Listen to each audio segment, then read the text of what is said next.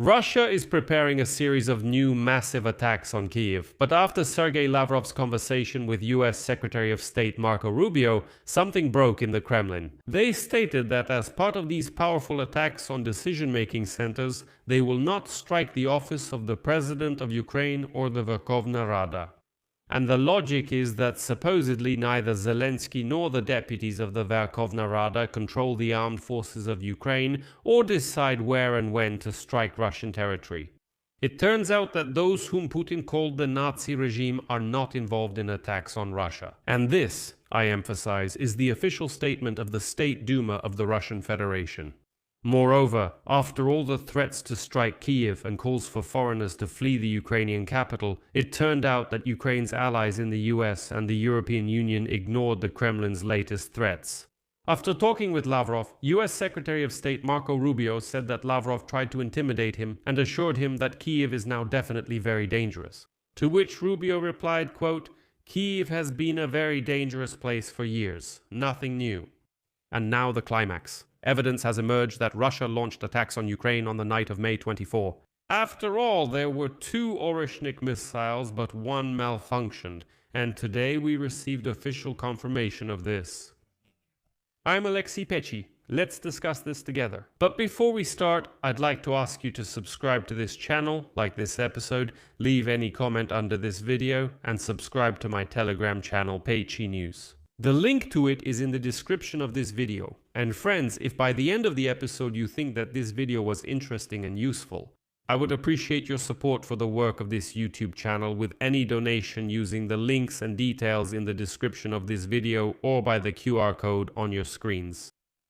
Well, as expected, Vladimir Putin's people have started backtracking, excuse my expression. The day before, the head of the Russian Foreign Ministry, Sergei Lavrov, was foaming at the mouth, loudly threatening new massive strikes on Kyiv and even called him directly. He personally called US Secretary of State Marco Rubio to personally warn him that it would be dangerous in Kyiv, so Americans had better flee the Ukrainian capital.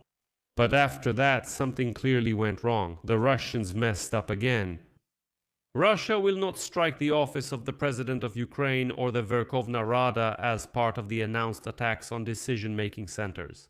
This is not made up. This is a direct quote from the chairman of the Defense Committee of the State Duma of the Russian Federation, Andrei Kozlovsky. According to him, the administration of the Ukrainian president and the deputies, mind you, do not control the armed forces of Ukraine at all and do not determine where and when to strike Russian territory.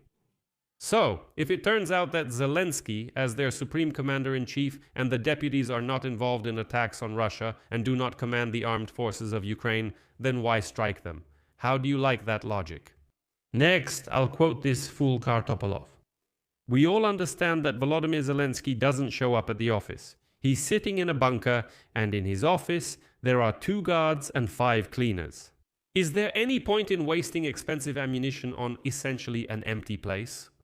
The targets of Russian attacks will be the underground and protected command posts of the Ukrainian armed forces, other security agencies, and government institutions.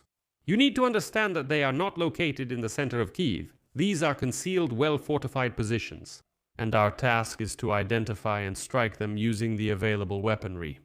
The order to strike directly at Zelensky can only be given by Vladimir Putin. Moreover, this same Kartopolov also ruled out strikes on bridges in Kyiv because, another quote, they were built by Soviet builders from Soviet materials. And they cannot withstand being hit by hundreds of munitions, including 500-kilogram aerial bombs. In this regard, according to him, it simply makes no sense to waste missiles on these bridges. He also added that the Russian military intends to strike Kyiv until, quote, we clearly and distinctly see a change in the official position of the Ukrainian leadership.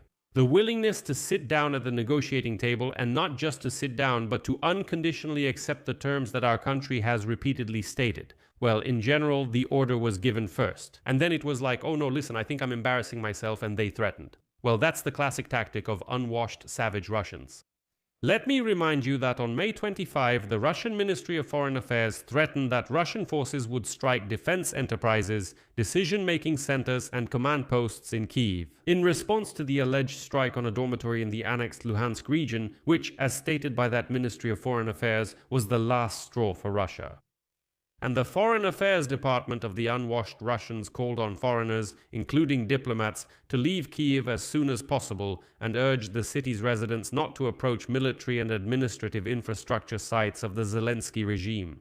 But according to Kartopolov, it turns out that Zelensky isn't in charge of anything. And after that, the head of the Russian Foreign Ministry, the talking horse Sergei Lavrov, called US Secretary of State Marco Rubio and tried to scare the Americans. Lavrov stated that Vladimir Putin ordered the regional army to regularly shell Kyiv in response to Ukraine's terrorist attacks. The targets will be facilities used by the Ukrainian armed forces and decision-making centers. But even here, something went wrong. In the Kremlin, they apparently expected that everyone would get scared and start to panic. Oh my god, now the Oreshnik is coming in, another one, nuclear weapons, and all the diplomats are packing their things, fleeing Kyiv, traffic jams on the highway, everyone trying to escape from the Ukrainian capital, but it didn't work out. Ukraine's allies ignored the Kremlin's latest threats. The war in Ukraine simply has to end, said US Secretary of State Marco Rubio after a call from Sergei Lavrov, in which he recommended evacuating diplomatic personnel and other US citizens from Kyiv. And now I'll give you a wonderful quote from Marco Rubio. Well, they sent a warning to all the embassies. I think he just called me to personally tell me that yes, they told all the embassies that Kyiv would be a very dangerous place. But listen. Kyiv has been a dangerous place for many years.